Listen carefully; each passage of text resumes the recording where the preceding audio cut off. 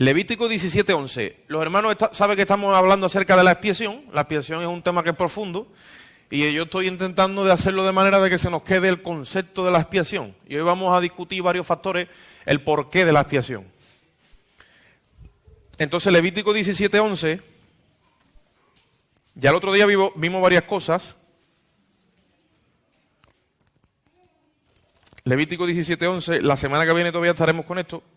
Vamos a estudiar la expiación por sangre, que es la esencia de la expiación para nosotros. Pero, ¿estamos allí los hermanos? Levítico 17:11. Amén. Leo yo. Dice así la palabra. Dice, porque la vida de la carne en la sangre está, y yo os la he dado para hacer expiación sobre vuestras almas.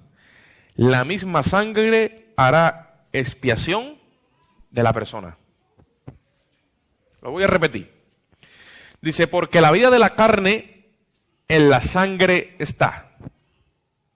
Coma. Dice, y yo os he dado la vida de la sangre, o la sangre, ¿vale? Os la he dado, dice, para hacer expiación sobre el altar por vuestras almas. Y la misma sangre hará expiación de la persona. Amén. Dios le dijo a Moisés, ojo por ojo, ¿sí o no? Y decimos, ¿ves? Y diente por diente.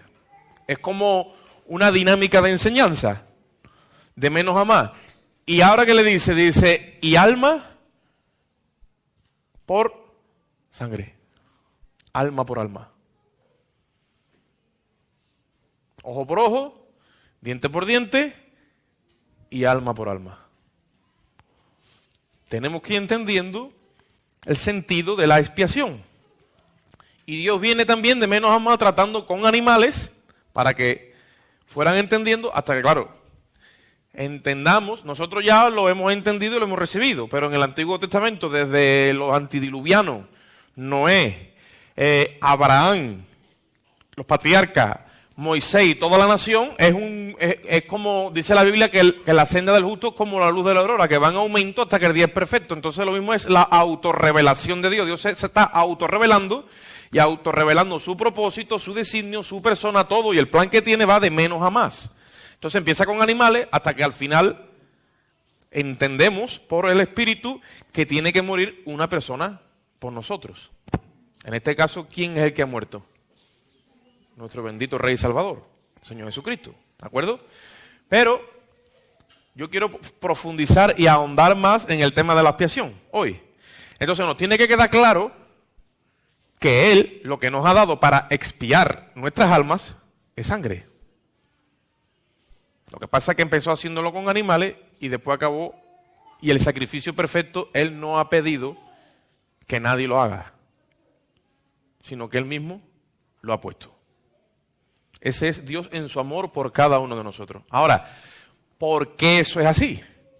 Eso tiene un porqué. Y está basado en 4 puntos o 3 puntos que yo voy a enumerar. Y el número 1. La naturaleza de Dios es santa. ¿De acuerdo? Dios en su naturaleza, Él es santo. O sea, la santidad de Dios. La santidad tiene que ver con su naturaleza.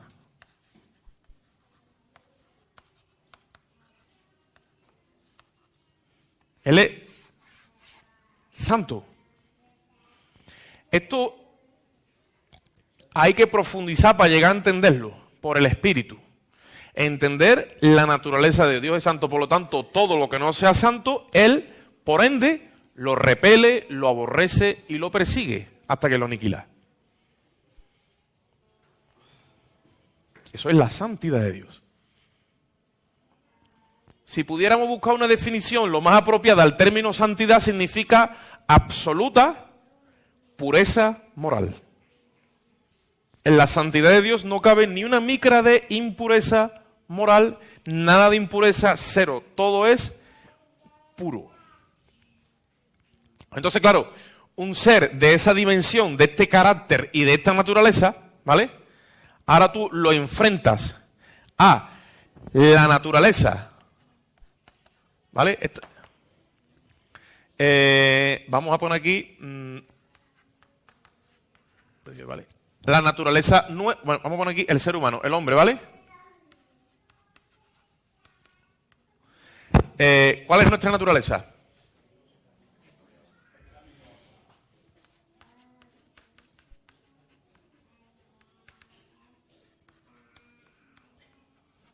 Pecaminosa y ¿qué creemos nosotros que puede surgir cuando echamos estas dos cosas a pelear?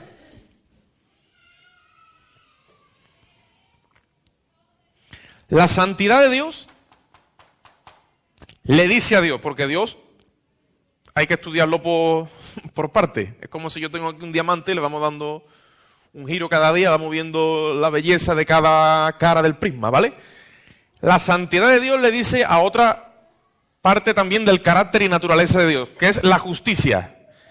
Le dice, haga usted algo y muévase en base a nuestra santidad.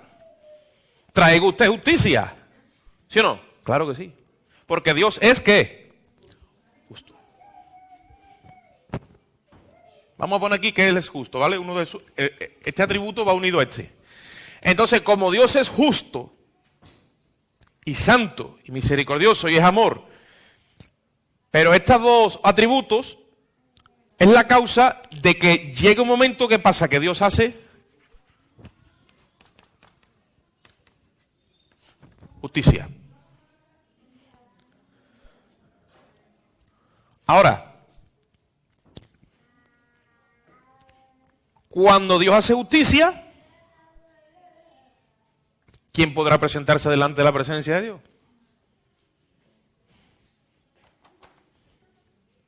¿Sí o no? ¿Qué dice el salmista? Dice, ¿quién subirá al monte de Jehová? ¿Quién subirá al monte de Jehová?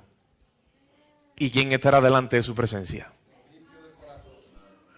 No dice los, dice él, limpio de mano, de corazón puro, y ahí da una serie de características, ¿vale? Y hay uno que se ha presentado en ese molde, ¿vale? Ahora, vamos a seguir discutiendo esto. Podemos interactuar. La santidad de Dios es lo que acelera o lo que hace que la justicia de Dios se active, ¿vale? Y entonces sale la justicia con un carácter santo. Y entonces, ahora vamos a discutirlo por parte, pero quiero más o menos llevarlo para que nosotros nos ubiquemos. Porque expiación, derramar sangre, sí, pero ¿por qué? Es porque cuando conocemos a Dios en su naturaleza y en su carácter y en su esencia, que ojo ahora con lo que voy a decir, aunque nosotros somos seres caídos por naturaleza pecaminosos, esto está también en nosotros. De una forma caída, pero esto está en nosotros. Porque aquí no le sale una expresión de que, vamos a poner, ¿no? Un ejemplo. Ha venido un violador en serie y un asesino, y ha hecho X barbaridades, y el juez tal ha decidido ponerlo en libertad. Y tú estás escuchando la tele y dices, ¿eso cómo va a ser? ¿No tiene que estar en la cárcel? La justicia, ¿cómo va a ser? ¿Eso qué es lo que es? Eso es que esto está en nosotros, lo que pasa es que está muy difuminado pero es porque el deseo de justicia está en cada uno de nosotros. ¿Sí o no?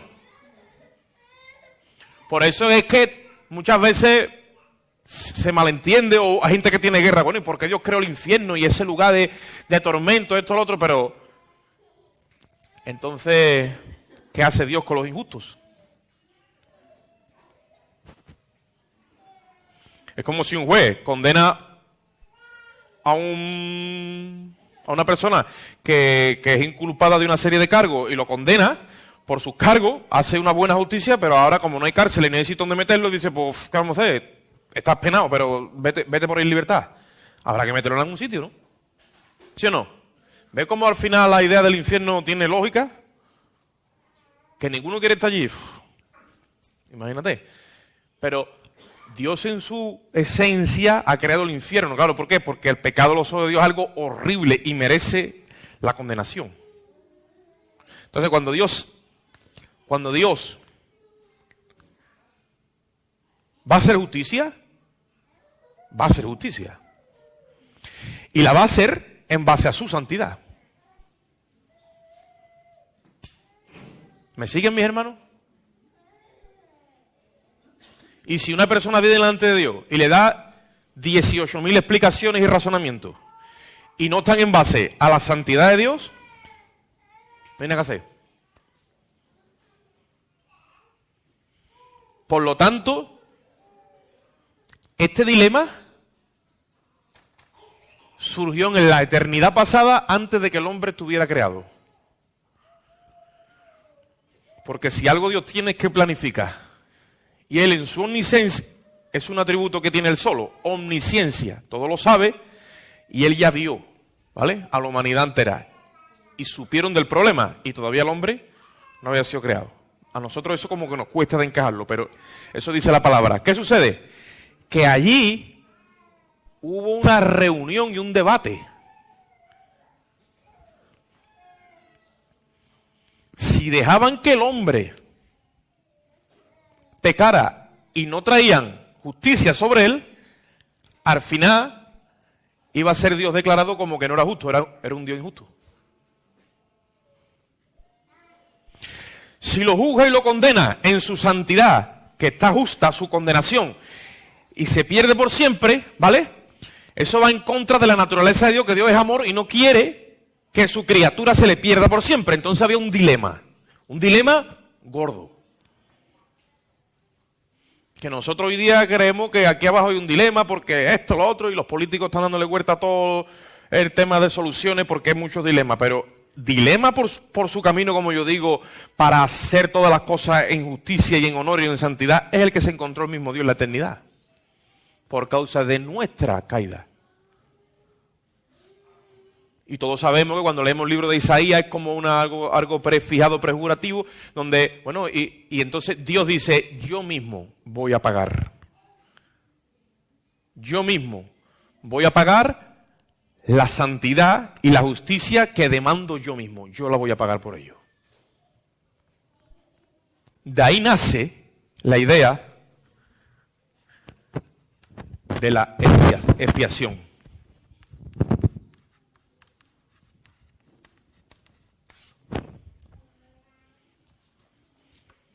¿Me siguen los hermanos? ¿Me expresa con claridad? La necesidad de la expiación, ¿por qué? Porque a causa de la santidad de Dios y la pecaminosidad del hombre, Dios reacciona con ira santa reacciona con ira santa, y la forma de evitar esa ira santa es la expiación. Por lo tanto, lo tenemos que discutir en el siguiente orden: santidad, pecaminosidad del hombre, la justicia que se revela a través de ira. Esta palabra como que también nos choca un poco porque no, como que no se la podemos atribuir a Dios, ¿vale? Y entonces, ¿qué pasa? Ahí está la solución. Por eso es la expiación. La expiación es la cubierta, dijimos. El término kafar, que viene del griego, del hebreo kafar, cubierta. La sangre de Cristo es la que nos cubre del juicio justo que había contra nuestros pecados. Es la sangre de Cristo la que desvía la ira de Dios, ¿vale o no? Y cae sobre el Hijo. Y como es un solo Dios, Padre y Espíritu Santo, el mismo Dios es el que paga la deuda. ¿Estamos entendiendo? Eso es la expiación. Nosotros hoy día, aunque no lo sepamos muchas veces y nos demos cuenta, estamos cubiertos por la sangre de Jesucristo en todo momento. Si por algún momento nosotros nos saliéramos de la expiación, es como si nos saliéramos de la fe, es como si hubiéramos apostatado, negado la sangre y vamos sin cobertura. La Biblia dice en Juan 3:36, el que cree en el Hijo tiene la vida. Dice, pero el que rehúsa creer en el Hijo no tiene la vida, sino que la ira de Dios está sobre él. Entonces nosotros estamos continuamente protegidos, ¿por qué? Por la sangre de Jesucristo, que es una cubierta.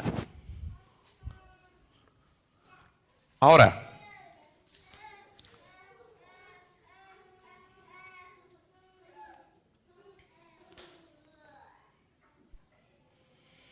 Salmo 33:5. Vamos a ver un momentito allí.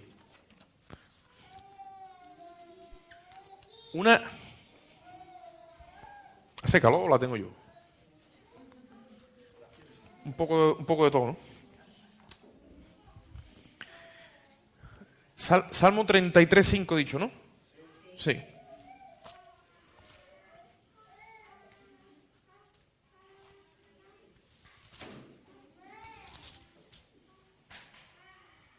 Dice la palabra, Él ama la justicia y el juicio, y de la misericordia de Jehová está llena la tierra. Ahora, Él ama la justicia y Él ama el juicio. Mira lo que es como si dice, ¿a ti te encanta hacer juicio, Señor? Sí, Dios ama el juicio. Y a nosotros eso como que nos descuadra. ¿Por qué? Porque no estamos conociendo a Dios en su esencia. Es más, nosotros deberíamos de amar el juicio. Porque el juicio es hacer justicia. ¿O no? ¿A ti te gusta que alguien te agravie y que no te recompense? ¿Te gusta quedarte con el agravio? ¿A quién le gusta quedarse con el agravio de su prójimo o de cualquier persona y decir, ay, que amo yo el agravio? ¿A quién le gusta el agravio? A nadie, ¿verdad? Por lo tanto, si no nos gusta el agravio, tenemos que amar la justicia. Otra cosa es que como hemos recibido perdón de Dios, Él nos ha enseñado también a decir, bueno, perdónalo, ¿vale? Pero muchas veces el desequilibrio nuestro o la falta de entendimiento creemos que, bueno, como Dios ha dicho que perdonamos, hay que perdonar. Bueno, un momento, esto hay que cogerlo en su sitio. Primeramente hay que conocer el carácter de Dios para después nosotros absorber de ese carácter. No se trata de decir, como Dios ha dicho, no. A Dios le encanta la justicia. Y cuando nosotros nos empezamos a parecer a Dios y empezamos a proyectar su carácter, para que los demás nos vean en nosotros, tiene que ver a gente justa. ¿O no? Y por eso entonces, ¿qué tenemos que entender? Esto, Él ama la justicia, dice, y el juicio. No es que a lo mejor a Él le guste juzgar a las personas y condenarlas. No está diciendo que a Él le guste condenar. Está diciendo que Él ama el juicio. ¿Por qué? Porque el juicio trae equilibrio. Juicio viene de equidad, de equilibrio. Los hermanos me siguen, ¿no? Eso debería de estar en nosotros. Pero nosotros, por naturaleza caída, nos gusta que cuando yo fallo que me perdonen. Es propio. Pero cuando falla otro, digo, ¿qué pasa? Perdóname, dice, perdóname. No. ¿Por qué? ¿Por qué? ¿No dice la Biblia no podrás tener en tu corazón pesa grande y pesa chica? ¿No dice eso? Ni bolsa grande ni bolsa chica. Cuando tenemos que soltar, está uno por ahí, bolsa chica, busca la chica. Cuando tenemos que recibir, saca la grande, dice, llénamela por favor. Desequilibrio, ¿sí o no? No tendrás bolsa grande y bolsa chica dentro de... No tendrás pesa grande y pesa chica. Todo eso es desequilibrio en nosotros. Pero estamos muy identificados con nuestra naturaleza caída porque nos reímos porque esa es nuestra naturaleza caída, sí, pero tenemos que conocer la naturaleza de Dios. La de Él no está caída, la de Él está en su sitio. Y Él nos la quiere revelar por su Espíritu para que nosotros entremos a ese nivel. Entonces, Él ama la justicia. O sea, hay que entender esa verdad de parte de Dios. Y Él ama el juicio. El otro día tuve que predicar por radio y me enrolé porque mucha gente dice, si Dios existe, todo el mundo tiene una cosa en la cabeza como debería de ser Dios, ¿no? Y dice, y si Dios existe, ¿y por qué pasan tantas cosas en el mundo? Y ya te mandan al África con los niñitos y te pasan todas te mencionan todas las desgracias que hay. Y están diciendo una verdad, ¿vale? Lo que pasa es que tristemente cogemos también, o se coge esa verdad para excusar de uno creer en Dios, ¿vale?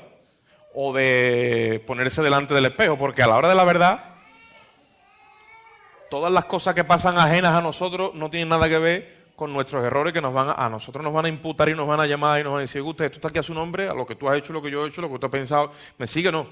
Pero No, y cuánta gente, y esto y lo otro. Y Dios me puso en el corazón, habla de eso, porque vendrá un día, y si a lo mejor los hermanos no lo saben, pues lo voy a decir, viene un día a la tierra donde habrá justicia. Pero justicia de esa de la que queremos nosotros. De que todo el mundo esté correctamente en su sitio, de que nadie perturbe la vida de nadie, de que reine el amor, de que reine la misericordia, de ese día Jesucristo prometió que viene y viene. Cuando Él empezó su ministerio, Él no venía a los gentiles. Él lo dice claramente, yo no he venido. Yo he venido a buscar a las ovejas perdidas de la casa de Israel. ¿Vale? Y eso es, en parámetros de evangelismo, pues la Biblia dice primeramente al judío y después al griego. Dios le ha hecho una promesa a la nación de Israel, a David y al hijo de David. Y entonces Jesucristo, la primera parte de su ministerio como profeta, vino y ejerció su ministerio terrenal. Y Él le dijo muchas cosas al pueblo de Israel. Y entre ellas, pues, el reino de los cielos, pues en mi reino, como, en otras palabras, como cuando una persona se presenta a la presidencia del gobierno o está presentando su candidatura, va por los pueblos, va por las ciudades y hace su campaña. Jesucristo no fue así, pero entre comillas hizo eso. Fue por todas partes, por las aldeas. ¿Y qué hacía? Pues sanaba a los ciegos, los mancos, los cojos, los paralíticos, predicaba el reino de Dios como diciendo, cuando yo venga a reinar aquí en la tierra, así va a ser mi reino. Y Él viene a reinar la tierra. Vendrá por 1000 años, se sentará en Jerusalén. Y nosotros, si Dios lo permite, bueno, si Dios lo permite, no, Él quiere, pero si Dios lo permite y tenemos fe, dice la Biblia que reinaremos con Él 1000 años también. Porque somos reyes y sacerdotes. Ahora, ¿esto qué es lo que es entonces? Esto es una escuela que tenemos que conocer el reinado que vamos a ejercer, porque vamos a ser ministros de la justicia de Dios. Ya lo somos, pero vamos de menos a más. Eso lo tenemos que tener ya metido. ¿Cómo va a ser en el reino de Dios? Por lo tanto, ese día viene. Tenemos entonces que identificarnos con la santidad de Dios y con el carácter de Dios es justo. Entonces, ¿qué es lo que sucede? Pues bueno, que entraron en conflicto la pecaminosidad del hombre y la santidad de Dios porque el hombre está caído. El hombre está caído. Mira lo que dice Isaías 59:2. El abismo que se había creado entre Dios y el hombre por causa del pecado era incruzable. Nosotros muchas veces a lo mejor, por tradición católica, romana, yo no sé, no lo hemos visto como para tanto. Pero cuando tú te pones a estudiar la Biblia, era imposible que Dios fuera a tener contacto con el hombre. Literalmente. Lo que Jesucristo hizo en el Calvario fue una obra impresionante. Donde la ley de Dios no es quebrantada, sino que es cumplida. Cuando Él dice, yo no he venido a abrogar, he venido ¿qué? A cumplir. ¿Qué exige la ley de Dios para el culpable? Muerte. Pues nosotros tenemos que entender que Jesucristo se sometió a la ley. Isaías 59:2. ¿Estamos allí? Es lo que dice la palabra allí. El profeta le está hablando al pueblo. Esto es un momento específico, pero lo cogió como parámetro para entender hasta qué punto dice, pero vuestras iniquidades han hecho división entre vosotros y vuestro Dios, y vuestros pecados han hecho ocultar de vosotros su rostro para no oír. O sea, el pecado es una pared o un abismo, ¿vale? Un pozo gigantesco que separa a Dios del hombre de una forma total. No hay forma de que Dios se arrime al hombre por causa de esto. Ahora, tenemos que entender una cosa. Que muchas veces a lo mejor no la hemos entendido. Es la siguiente. ¿Por qué la justicia de Dios a la manera de ira? Porque el otro día una hermana me dice, hermano, eso de la ira me ha sentado a mí. Yo me he quedado estaba como flotando. No entendía. La ira de Dios, le sonó eso. Cuando yo dije que Jehová puso, Isaías 53 dice que Jehová con todo y eso dice que cargó en él, dice, el pecado de todos nosotros. Ahí lo puso. Y tenemos entonces que ir cogiendo conciencia de lo que es la justicia de Dios. Si la justicia de los hombres no es perfecta, es imperfecta. Pero en la medida de lo que ellos pueden, intenta de cobrarse todo lo que es indebido. ¿Vale? Hacienda está detrás de mucha gente. A ver por qué es. Pues porque hay que pagar y están buscando ver cómo recaudan, ¿vale?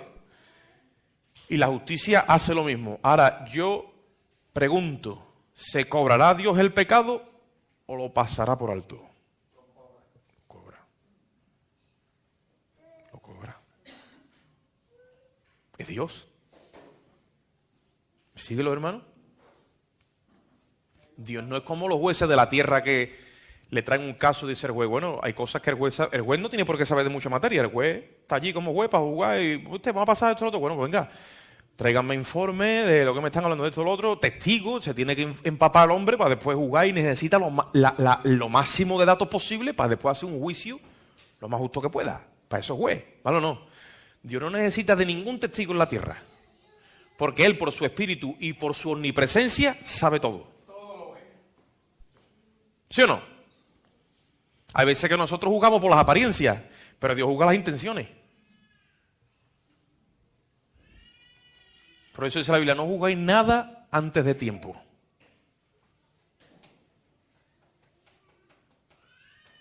Porque no estamos ni siquiera capacitados para juzgar. Tenemos que juzgar la palabra. Por ejemplo, el verbo que yo estoy trayendo, ustedes tienen que juzgarlo, porque estoy hablando de parte de Dios y tú no eres Dios, tú eres manoca. Pues entonces hay que juzgarlo. Eso sí. Si alguno profetiza, los demás juzguen, dice la Biblia. Pero digo, el juicio hacia los demás. ¿Sí o no? A Jesucristo estaba allí y le trajeron una adúltera. Supuestamente dice que había sido infragante en adulterio. Mucha casualidad, pero bueno. Y como siempre se dice, le trajeron a ella, pero al hombre no. Y en el Antiguo Testamento había una serie de pecados, porque todos tenían remisión, con varios tipos de ofrendas, pero el adulterio no tenía remisión, o sea, no había expiación por el pecado de adulterio. ¿Cuál era el castigo? La lapidación. Jesucristo no se opone a la ley. ¿Qué dice la ley de Moisés? Que hay que apedrearla, sí, ¿vale? Pero como ellos ya lo estaban haciendo mal de salida, ¿por qué? Porque entendían malamente la interpretación, ¿no? Se habían olvidado de la misericordia y todo esto. Ya Jesucristo estaba ejecutando su ministerio. Vamos a operarla, venga, vamos a operarla. El que esté libre de pecado, que empiece. Porque Él conoce las intenciones. ¿Qué querían esos hombres con esa mujer? ¿Que se cumpliera la ley verdaderamente? ¿O probar a Jesús? Él conocía las intenciones que traían. Pero Él, la sabiduría personificada, yo me quedo impresionado cuando veo esas cosas. Como cuando le trajeron, tú pagas los tributos, dame esa moneda. ¿De quién está cara? Pues darle César lo que es César. A Dios lo que es de Dios. Se quedaron. A tu Señor no lo va a coger. En ese sentido, no. ¿Qué pasa con esta mujer? Venga, vamos a pelearla. El que esté libre de pecado. Rápidamente hacemos juicio. ¿Por qué? Porque hemos visto. Porque hemos escuchado. Vale. Tira la piedra. En la medida en la que tú juzgues, dice el Señor, a ti también se te va a juzgar. Venga. Juicio sin misericordia será con aquel que no haga misericordia. Venga. Y dice que todos, no fueron todos, soltaron la piedra, se quedó él con ella y le dijo a ella, mujer, ¿nadie te condenó? No. Y él le dijo, yo tampoco. Porque él no vino a condenar, él vino a salvar. Le dijo, vete y no peques más. Le ofreció el perdón. Yo no sé si esa mujer fue María, yo no lo sé. Lo que está claro es que cuando una persona sabe que merece juicio y se le da perdón, el corazón le da un vuelco. Ahora yo voy a hacer una pregunta. ¿Qué Dios nos ha dado a nosotros en medio de un juicio?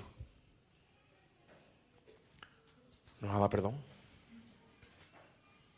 Y ha hecho que otra persona pague por nosotros.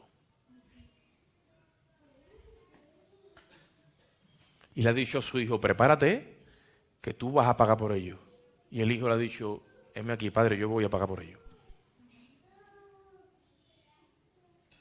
El Señor quiere concientizarnos. Cada estudio tiene que ser un trabajo en la conciencia para penetrarnos más en la verdad de Dios.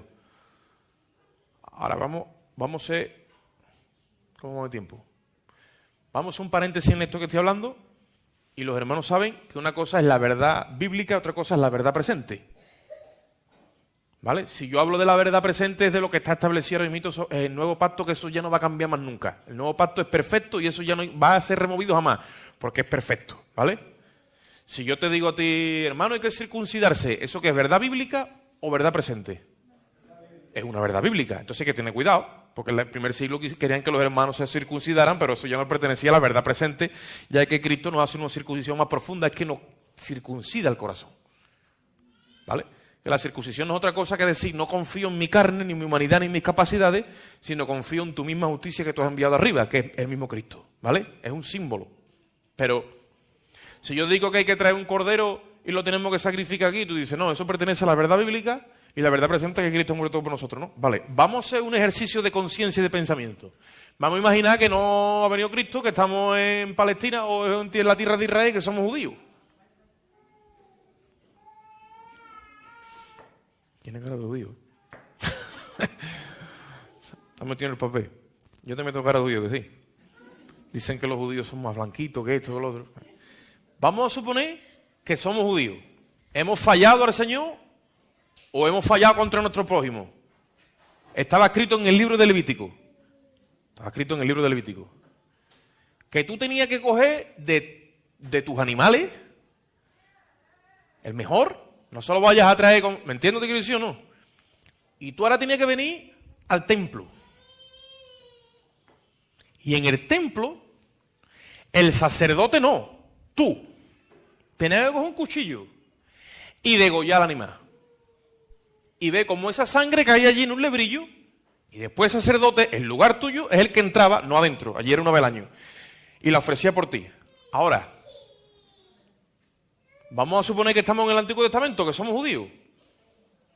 No tenemos rebaño porque ahora mismo el nivel de vida es diferente, pero vamos a suponer que es ahora. Y tú tienes que darle al Señor una vida por tu pecado. ¿Qué vas a hacer? ¿Qué le vas a entregar a Cristo?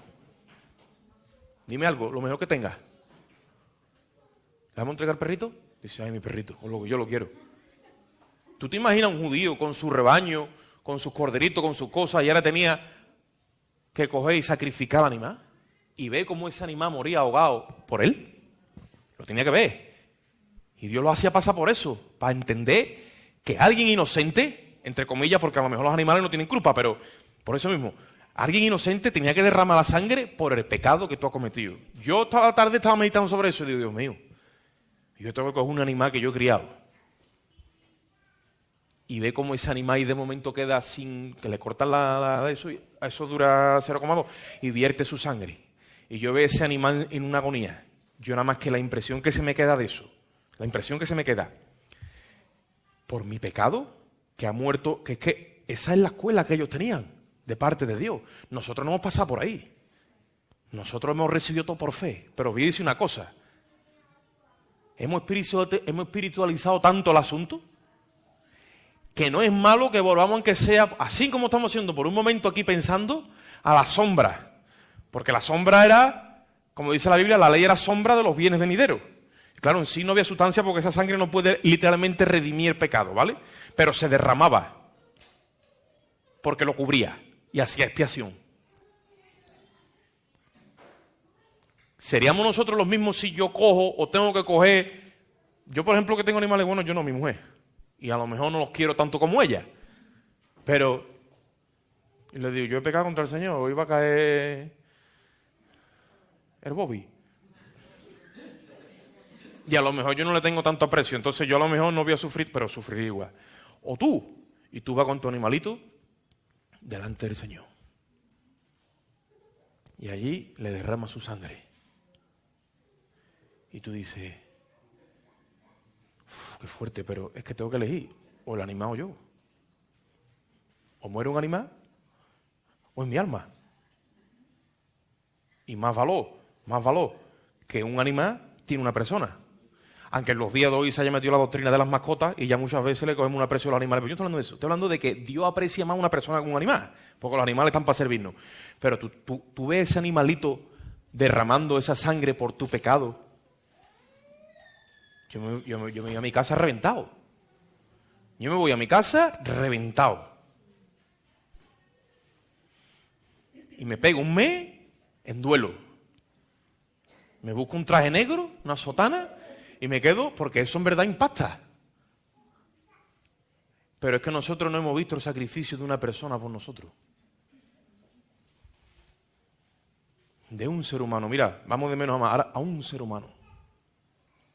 No, un ser humano no. Un ser humano que era inocente. Un ser humano inocente no. Un ser humano que era el Hijo de Dios. Qué fuerte, ¿verdad? Eso es la expiación. ¿Y por qué?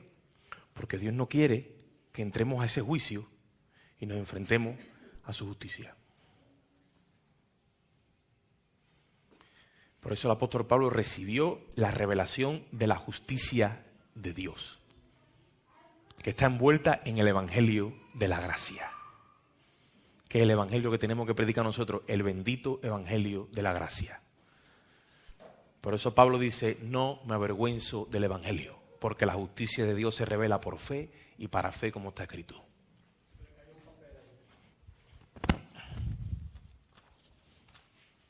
Ese es el Evangelio de la gracia. Esto tiene sentido cuando entendemos esto. Que cuando empecemos a dar las clases del evangelismo y todo eso va a ser lo mismo. O sea, entender lo que es la ley de Dios. Y aprender a presentar a la gente a Jesucristo, la expiación, que es lo mismo, cuando antes hayan asimilado las malas noticias. Si no, no tiene sentido presentar el Evangelio. Malas noticias las asimila, entonces le viene con la verdad del Evangelio, ¿no? Como la cruz que tiene dos caras, ¿no? Pues eso es. Entonces, ¿qué es lo que sucede?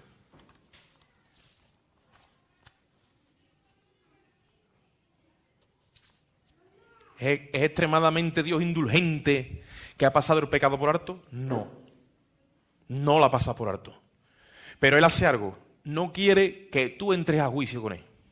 Entonces, ¿qué hace Dios? Es longánime. No quiere esto.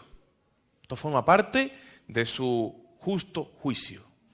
Cuando una persona, ahora lo voy a leer, cuando el hombre desde su libre albedrío peca, está lanzando un ataque contra la santidad de Dios. Y eso en la Biblia se llama rebelión.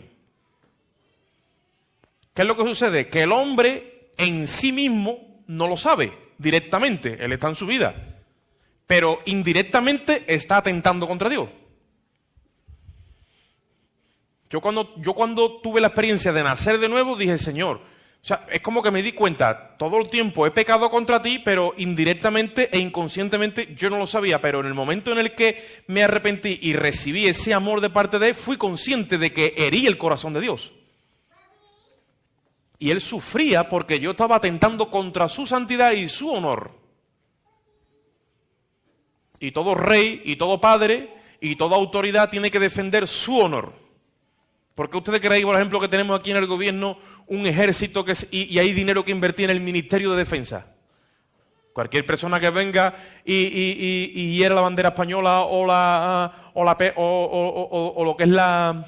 A ver si lo explico. Lo que es las bases de una nación, automáticamente se la está jugando. Porque el honor de una nación está por encima. Nosotros hemos herido el honor del Creador. Indirectamente. Entonces, cuando somos conscientes de eso, nosotros entramos en rebelión. Dice, y al pecar voluntariamente y escoger nuestra propia voluntad y no la de Dios, Dios no puede permitir que su honor sea atacado. Y en su santidad reacciona con violencia, con ira contra el pecado.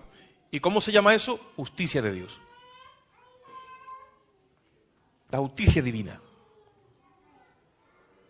Ahora, ¿qué es lo que Dios hace? Mira, hay algo que el hombre no puede hacer, es salvarse a sí mismo. Él nunca va a poder salvarse a sí mismo por muchas buenas obras que haga. Entonces, ese problema Dios lo ha resuelto ¿dónde? En Jesucristo.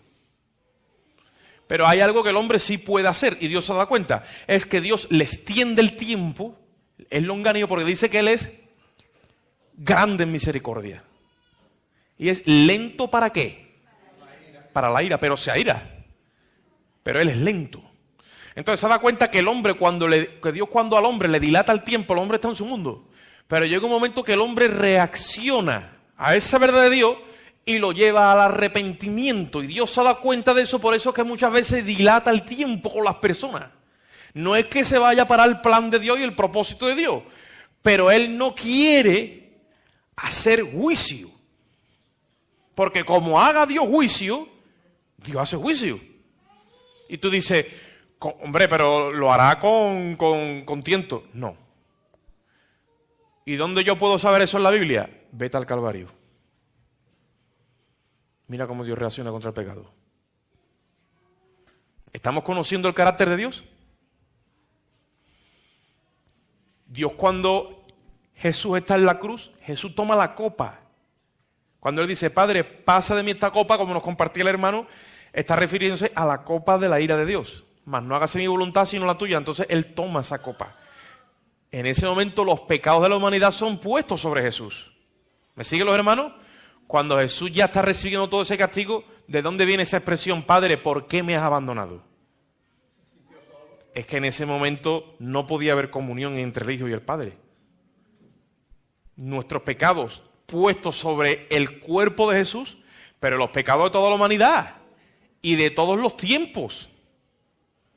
Y por eso es que Jesús murió como el pecador más grande que ha pasado por esta tierra. No hay castigo más grande que el que recibió Jesús. No lo hay. No lo hay, ni lo habrá. Porque a lo más que la gente haya pagado por su pecado, o por su pecado y por el de otro, pero por de toda la humanidad, nadie, solamente Jesús. Entonces, en ese momento vemos que la ira de Dios cayó sobre el cuerpo de Jesús. ¿Qué sucede? Que Dios no quiere que esto pase. ¿Qué es lo que sucede? La expiación. Semana que viene vamos a estudiarlo todo por sangre desde Génesis. No tus buenas obras. No tus buenas obras. La gente, yo tenía antes un concepto de Dios, el mundo está muy distorsionado conforme a la mentalidad de Dios, pero nosotros ahora como cristianos en el Señor no podemos estar desequilibrados. Tus buenas obras no computan en la salvación. Tiene que ver con recompensa que Dios va a dar en el servicio, pero la salvación no salva ni una obra, no es una balanza religiosa, no. Es la sangre de Jesucristo. ¿Estamos claros en eso, no? No hay manera de salvarse, ¿eh? Hasta ahí tenemos que estar claros. Ahora, ¿qué pasa? Eclesiastés 8:11, vamos un momentito allí. Y ya vamos a acabar con eso.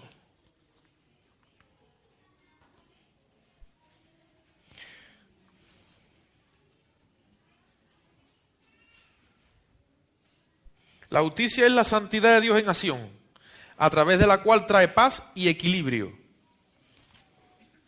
Eclesiastés 8:11. Eso es un versículo que yo busqué que viene muy acorde con esto. Yo creo que esto ni muchos hermanos en la fe lo han asimilado. Eclesiastés 8:11 dice, voy a leer desde el 10, dice, asimismo he visto a los inicuos sepultados con honra, mas los que frecuentaban el lugar santo luego fueron puestos en olvido. En la ciudad donde vivían actuando con rectitud, dice, y esto también es vanidad. Dice, por cuanto no se ejecuta luego sentencia sobre la mala obra, el corazón de los hijos de los hombres está en ellos dispuesto para hacer el mal. Y vuelvo y repito, hacemos una mala obra o la gente obra mal y como de momento no le cae el juicio, le falta la luz para decir, bueno, párate, yo merezco algo malo, pero ¿quién lo educa en ese orden? Entonces, como ve que no le cae el juicio, sigue haciendo el mal, creyéndose que no hay un juicio, o creyendo que el juicio o la justicia nunca lo va a alcanzar, sin considerar que es Dios dilatándole su longanimidad, su misericordia, porque Dios no quiere que venga a juicio. Entonces le da ¿qué? Tiempo. Por eso tenemos que ser longánime, porque Dios es longánime. Yo muchas veces me he visto en movida que yo digo, menos mal que Dios es Dios, porque si esto yo lo tengo que juzgar, yo acabo aquí ahora mismo con todo el mundo y con lo que me está pasando. Porque se me va la longanimidad, se me va esa elasticidad que tenemos que tener, esa paciencia de Dios, porque dice que Dios es paciente. Ahora, repito, santidad, pecaminosidad, justicia y expiación. Dios no quiere que nadie se pierda, dice la palabra. Una persona que se ha perdido por parte de Dios no ha sido. No va a ir nadie al infierno y puede decir, es que tú a mí no tú conmigo no te has movido. Imposible. Es que es imposible. Y ahora porque estamos en los tiempos donde estamos, dice, bueno, y antes, desde el principio todo el mundo conocía a Dios. Y dice la Biblia que conociendo a Dios no le dieron gloria como lo que era, como Dios, sino que se envanecieron su razonamiento y Dios los entregó a pasiones vergonzosas, todo eso. Pero dice que por medio de la creación y por medio de las cosas hechas, no tenemos excusa. Está todo, está Dios ahí.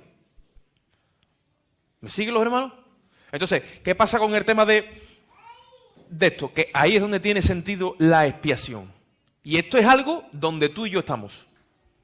Yo tengo que entrar en la conciencia de que alguien ha recibido la culpa por mí. Y yo creo que la iglesia está a falta de esa dinámica de estar ahí. ¿Usted por qué se cree que Jesús dijo que tomáramos la cena en su nombre, o lo que le llaman el pacto, y la muerte del Señor anunciamos hasta que Él venga? Porque Él quiere que continuamente no se nos vaya a nosotros de la cabeza que alguien pagó el precio y la culpa por mí. Y muchas veces participamos de la cena, nosotros que tenemos una capacidad para todo lo que tocamos, lo hacemos religión. Toco esto, religión, toco aquello, religión. Y todo lo que entra en religión ya va automático. Ya actúo con el inconsciente y mi consciente a lo mío. ¿Me siguen los hermanos? Entonces hay que romper con ese molde y entrar en la verdad de Dios. ¿Sería bueno entonces que cogiéramos aquí un día y trayera cada uno un animalito el que más quiere y lo degollamos?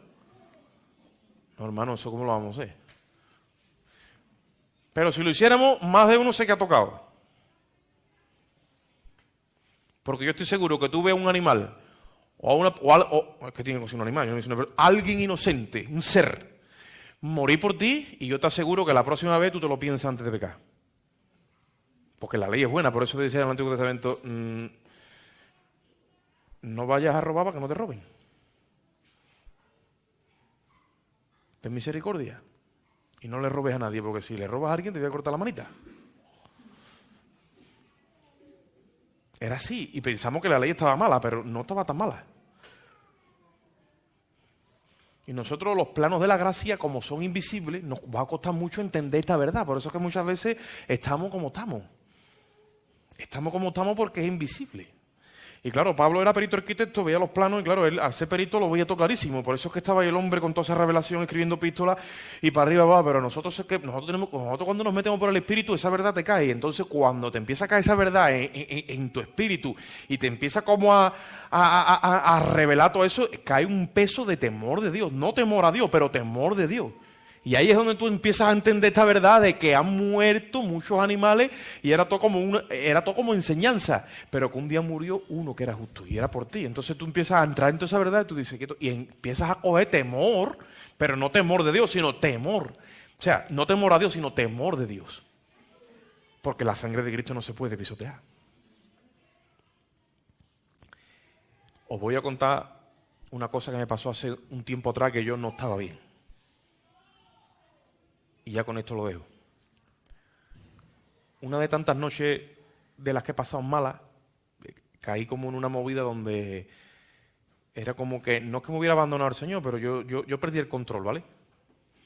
Y muchas veces no entendemos las cosas y me viene una prueba que yo no la entendía. Bueno, el caso es que era un continuo peleas con mi mujer, unas movidas, yo me veía que yo estaba fuera de control y a mí me daba miedo. Me daba miedo porque yo digo, yo no sé cómo esto va a acabar, porque era ya algo que yo no controlaba. Y al no controlarlo yo me daba cuenta que, me daba temor. Me daba temor. Y después me arrepentía y estaba como en ese tira y afloja. Y es que, hermano, No podemos desaprovechar las oportunidades, no podemos entrar en parsimonia. ¿Por qué? Porque Satanás no juega, como te eche mano. Y Dios quiere decir un rato, bueno, pues zarandéalo a ver cómo va. Lo he pasado mal, muy mal. Ya gracias a Dios ha pasado. Pero una de las noches, estaba yo en mi casa, yo estaba en una movida, ¿no? Y yo estaba que me duermo, que sí, que no, y que me trasvelo, y en una de las que caigo y me duermo, veo unas pisadas de botines, así por todo el salón, con la huella, tú sabes, con una huella, ¿no?, de pisada de botín, ¿no? Y es roja. Y yo en mi historia y mis paranoias, ¿esto qué es lo que es? No estaba bien yo, ¿no? Para que usted vea hasta dónde llega la misericordia de Dios, ¿vale? Y yo digo, ¿esto qué es lo que es? Y escucho que me dicen, no pisotes mi sangre. Me entró un miedo, hermano. Y me di cuenta que las huellas eran mías. Y estaba dejando...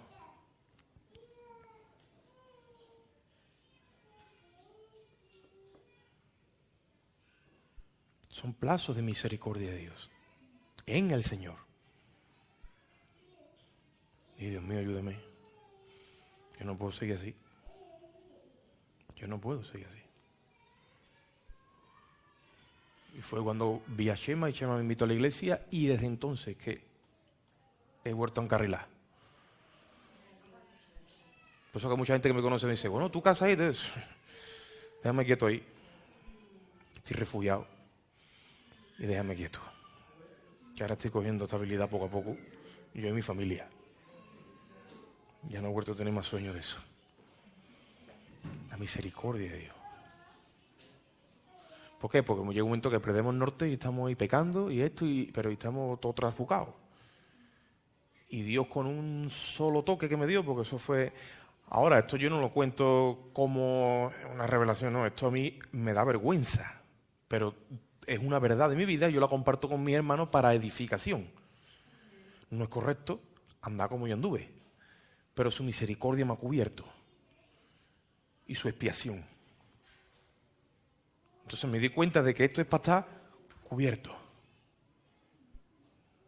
para que no me caiga la ira. Pero si yo esto lo pisoteo, entonces es mal asunto, porque es lo único que me cubre de la ira de Dios. Y os digo, me entró miedo. Y era mezclado con... Es muy raro, de verdad, lo puedo decir. Porque yo le llegué a decir a Dios, mira, si tú me mandas al infierno, te aseguro que tú eres justo. Tú eres justo, porque es lo que yo merezco. Pero lo que te pido, mira lo que le dije, no le pedí que yo no fuera al infierno. Le digo que yo no pisote más la sangre de tu hijo. Que yo no haga eso. ¿Por qué? Porque yo sí digno de ir al infierno, pero Jesucristo no es digno de que yo pisote su sangre. Si yo me voy en mi pecado, déjame que me vaya en mi pecado, pero que yo no haga esto, por favor. Me partió el corazón. Y fue donde empecé a coger como aire. Y empecé otra vez a entrar en un arrepentimiento que hacía tiempo que yo ya no entraba, que lo he explicado varias veces, que muchas veces, ¿qué me pasa? No me puedo arrepentir. El arrepentimiento es lo que te mete debajo de la expiación. ¿No dice la Biblia que sin derramamiento de sangre no hay remisión de pecados? Pero ya la sangre ha sido derramada, entonces sin arrepentimiento los pecados como que empiezan a permanecer. Y tienen que ser remitidos para que uno entre en la vida del Espíritu. Y muchas veces el corazón se atasca y ya no te puedes arrepentir. El arrepentimiento es intelectual, pero el corazón no responde. Y vamos, y hacemos, y otra vez volvemos, y otra vez volvemos, y otra vez volvemos, y llega un momento que como que el temor que se va. Y yo me veía, yo le decía al Señor, Dios mío, ayúdame, que es que ya me estoy dando cuenta que te he perdido el respeto a ti, por favor, ayúdame. Y aquella noche cuando yo vi aquello, otra vez pegó un giro en mi vida. Por la gracia de Dios. Y me metió debajo de la expiación. Y ahora sigo cometiendo errores, pero ya no en ese orden.